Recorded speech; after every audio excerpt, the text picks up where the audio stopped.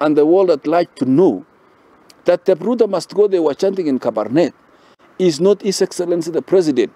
Rather, it was Kennedy Kiprop Ruto, who is the chairman for FKF Baringo. They were just chanting the issues regarding the tournament. These people were incited by the area MCA, actually the chief whip of the party, the ruling party in Baringo. Ernest Kibet is not a serious supporter of the government. He is a mole. He is there with a purpose to paint a bad picture of the party.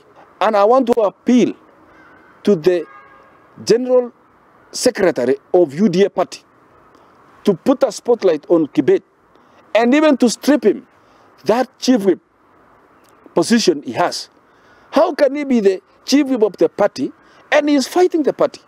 For that matter, I want to take this opportunity to apologize, humbly apologize, furiously, profusely for what happened in Karbarbet. That Baringo is peaceful.